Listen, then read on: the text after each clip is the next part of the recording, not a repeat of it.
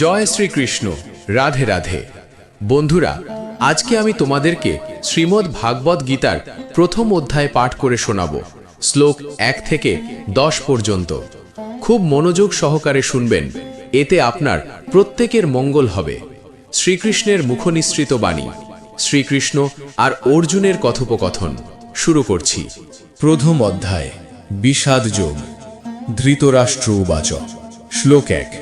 ধর্মক্ষেত্রে কুরুক্ষেত্রে সমবেতা যুজুৎসবঃ মামকাহ পাণ্ডবাশ্চৈব কিমকুর্বত সঞ্জয়।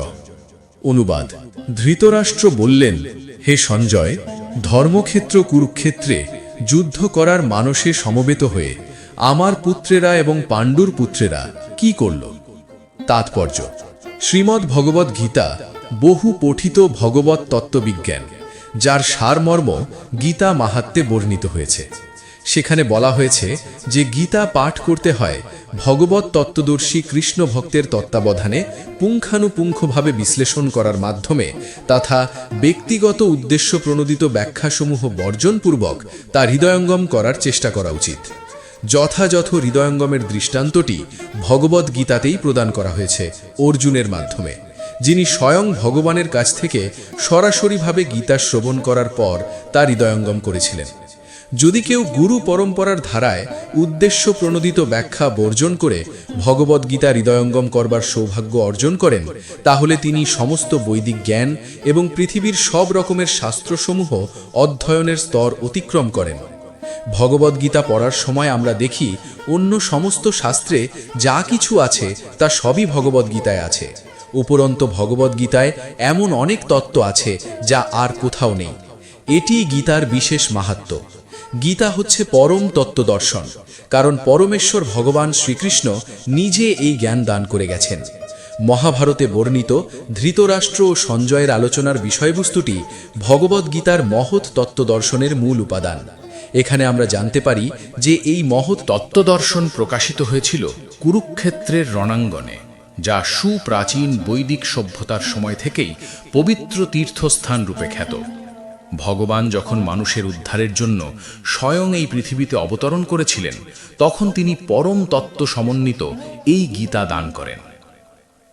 ধর্মক্ষেত্র, যে স্থানে ধর্মীয় আচারসমূহ অনুষ্ঠিত হয়, শব্দটি খুবই তাৎপর্যপূর্ণ, কারণ কুরুক্ষেত্রের যুদ্ধক্ষেত্রে ভগবান শ্রীকৃষ্ণ অর্জুনের পক্ষ অবলম্বন করেছিলেন।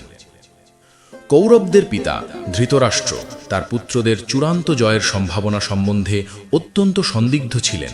তাই দ্বিধাগ্রস্ত চিত্তে তিনি তার সচিব সঞ্জয়ের কাছে জানতে চাইলেন তারা কি করল। তিনি নিশ্চিত ছিলেন যে তার পুত্রেরা ও তার কনিষ্ঠ ভ্রাতা পাণ্ডুর পুত্রেরা কুরুক্ষেত্রের ভূমিতে যুদ্ধ করবার মানুষেই সমবেত হয়েছে। তবু তার অনুসন্ধানটি ছিল তাৎপর্যপূর্ণ। তিনি চাননি যে পাণ্ডব ও কৌরবদের মধ্যে কোনো আপোষ মীমাংসা হোক। তিনি আশা করেছিলেন যে যুদ্ধে তার পুত্রদের ভাগ্য সুনিশ্চিত হোক। যেহেতু এই যুদ্ধের আয়োজন হয়েছিল কুরুক্ষেত্রে, যাকে বেদে আরাধনার ক্ষেত্র বলে উল্লেখ করা হয়েছে, এমনকি দেবতাদের জন্যেও, তাই ধৃতরাষ্ট্র এই যুদ্ধের ফলাফলের ওপর এই পবিত্র স্থানের মঙ্গলময় প্রভাব সম্বন্ধে শঙ্কাকুল হয়েছিলেন। তিনি খুব ভালোভাবে জানতেন যে অর্জুন এবং পাণ্ডুর অন্যান্য পুত্রদের ওপর এই পবিত্র স্থানের মঙ্গলময় প্রভাব পড়বে, কারণ তারা সকলেই ছিলেন অত্যন্ত ধর্মপরায়ণ। সঞ্জয় ছিলেন ব্যাসদেবের শিষ্য, তাই ব্যাসদেবের আশীর্বাদে তিনি দিব্য দৃষ্টির প্রভাবে ধৃতরাষ্ট্রের ঘরে বসেও কুরুক্ষেত্রের রণাঙ্গন দেখতে পাচ্ছিলেন, আর তাই ধৃতরাষ্ট্র তাকে যুদ্ধক্ষেত্রের পরিস্থিতি সম্পর্কে জিজ্ঞাসা করেন। পাণ্ডবেরা এবং ধৃতরাষ্ট্রের পুত্রেরা ছিলেন একই পরিবারভুক্ত, কিন্তু ধৃতরাষ্ট্রের মনোভাব এখানে প্রকাশ পেয়েছে। তিনি কেবল তার পুত্রদেরই উদ্দেশ্য প্রণোদিতভাবে কৌরব বলে গণ্য করে পাণ্ডুর পুত্রদের বংশগত উত্তরাধিকার থেকে বঞ্চিত করতে চেয়েছেন। এভাবে তার ভ্রাতুষ্পুত্র বা পাণ্ডুপুত্রদের প্রতি তার মনোভাবের মাধ্যমেই ধৃতরাষ্ট্রের বিশেষ দৃষ্টিভঙ্গিটি সম্বন্ধে বোঝা যায়। ধান খেতে যেমন আগাছাগুলি তুলে ফেলে দেওয়া হয়, ঠিক তেমনি এই আলোচ্য বিষয়টির শুরু থেকেই এটি আশা করা যায় যে কুরুক্ষেত্রের ধর্মক্ষেত্রে যেখানে ধর্মের জনক শ্রীকৃষ্ণ স্বয়ং উপস্থিত রয়েছেন, আগাছার মতোই ধৃতরাষ্ট্রের পুত্র ও তাদের অনুগামীদের উপড়ে ফেলা হবে এবং ভগবানের ইচ্ছাক্রমে ধার্মিক যুধিষ্ঠিরের নেতৃত্বে ধর্মপরায়ণ মহাত্মাগণের পুনঃপ্রতিষ্ঠা হবে। ঐতিহাসিক এবং বৈদিক গুরুত্ব ছাড়াও ধর্মক্ষেত্র ও কুরুক্ষেত্র শব্দ দুটির এই হল তাৎপর্য। সঞ্জয় উবাচ শ্লোক 2 দৃষ্টা তু পাণ্ডবানিকম ব্যূঢ়ং দুর্যোধনস্তদা আচার্যমুপসঙ্গম্য রাজা বচনম ব্রবীত। ধৃতরাষ্ট্র ছিলেন জন্মান্ধ। দুর্ভাগ্যবশত তিনি পারমার্থিক তত্ত্বদর্শন থেকেও বঞ্চিত ছিলেন। তিনি ভালোভাবেই জানতেন যে ধর্মের ব্যাপারে তার পুত্রেরাও ছিল তারই মতো অন্ধ, এবং তিনি নিশ্চিত ছিলেন যে তার পাপিষ্ঠ পুত্রেরা আজন্ম ধর্মপরায়ণ পাণ্ডবদের সঙ্গে কোনো রকম আপোষ মীমাংসা করতে পারবে না। তাই তিনি সেই ধর্মক্ষেত্রের প্রভাব সম্বন্ধে সংশয়গ্রস্ত ছিলেন। যুদ্ধক্ষেত্রের পরিস্থিতি সম্বন্ধে ধৃতরাষ্ট্রের এই প্রশ্ন করার অভিপ্রায়টি সঞ্জয় বুঝতে পেরেছিলেন। তাই তিনি নৈরাশ্যগ্রস্ত রাজাকে আশ্বস্ত করার জন্য বলেছিলেন যে পবিত্র ধর্মক্ষেত্রের প্রভাবের ফলে তার পুত্রেরা পাণ্ডবদের সঙ্গে কোনো রকম আপোষ মীমাংসা করবে না। সঞ্জয় তাই রাজাকে অবহিত করলেন যে তার পুত্র দুর্যোধন পাণ্ডবদের সৈন্যসজ্জা দর্শন করে তৎক্ষণাৎ সেনাপতি দ্রোণাচার্যের কাছে উপস্থিত হল প্রকৃত অবস্থা সম্বন্ধে জানানোর জন্য। দুর্যোধনকে যদিও রাজা বলা হয়েছে, তবুও সেই সংকটময় অবস্থায় তাকে তার সেনাপতির কাছে যেতে হয়েছিল। তাই একজন রাজনীতিবিদ হিসাবে সে যথেষ্টই পারদর্শী ছিল। কিন্তু পাণ্ডবদের সৈন্যসজ্জা দেখে দুর্যোধনের মনে যে ভয়ের সঞ্চার হয়েছিল তা সে তার কূটনীতির ছদ্ম আবরণে ঢেকে রাখতে পারেনি। শ্লোক 3 পশ্যৈতাম পাণ্ডুপুত্রাণাম আচার্য মহতিং চমুম ব্যূঢ়ং দ্রুপদপুত্রেণ তব শিষ্যেন ধীমতা।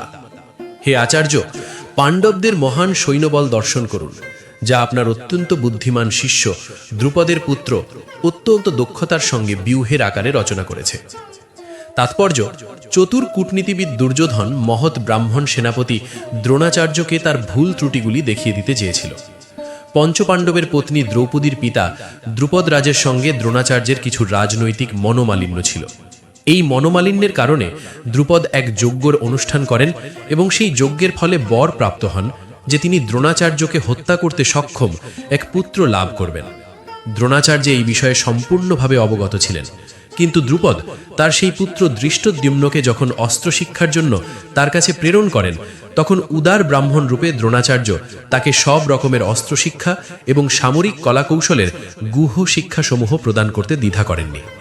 এখন কুরুক্ষেত্রের যুদ্ধক্ষেত্রে ধৃষ্টদ্যুম্ন পাণ্ডবদের পক্ষে যোগদান করে তাদের সৈন্যব্যূহ রচনা করেছেন, যে কৌশল তিনি দ্রোণাচার্যের কাছ থেকেই প্রাপ্ত হয়েছিলেন। এই ত্রুটির কথা দুর্যোধন তাকে স্মরণ করিয়ে দিল, যাতে তিনি সতর্কতার সঙ্গে আপোষহীনভাবে যুদ্ধ করেন। এর মাধ্যমে সে এটিও মনে করিয়ে দিল যে তিনি তার প্রিয় শিষ্য পাণ্ডবদের বিরুদ্ধে যুদ্ধ করতে যেন কোনো রকম কোমলতা প্রদর্শন না করেন। বিশেষত অর্জুন ছিলেন তার সবচেয়ে প্রিয় ও মেধাবী শিষ্য। দুর্যোধন আরও সতর্ক করে দিতে চেয়েছিল যে এই ধরনের কোমলতার ফলে যুদ্ধে অবধারিতভাবে পরাজয় হবে। শ্লোক 4 অত্র শূরা মহেশাসা ভীমার্জুন সমাযুধি যুযুধানো বিরাটশ্চ ধ্রুপদশ্চ মহারথঃ। যদিও সামরিক কলাকৌশলে দ্রোণাচার্যের অমিত শক্তির সম্মুখে ধৃষ্টদ্যুম্ন ছিলেন এক অতি নগণ্য প্রতিবন্ধক, কিন্তু আরও অনেকেই ছিলেন যারা ভয়ের কারণ ছিলেন।